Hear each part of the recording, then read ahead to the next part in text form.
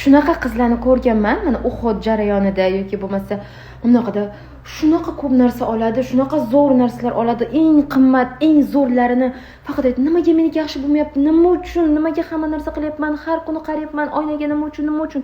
Lekin shunday qizlar bor, yuzi shunaqa ugri, shunaqa yoki dog' bo'ladi, bitta penka bilan vitamin C yoki bitta penka bilan biror bir ugrisiga narsa oladi-ku, 2 hafta, bir oyda otziv yuboradi-da, yuzidagi narsa shunaqangi tez ketayotgan bo'ladi.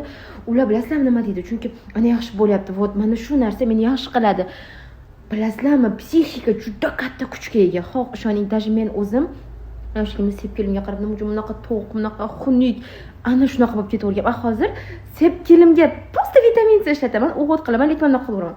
Va sepkilarim ochiryaptimi? Umuman bilinmayaptimi? Atrofdagilar ham boshlaydi. Da sepkilaring bilinmayaptimi? Qizlar, eng katta kuch, ishoninglar mana shu narsa.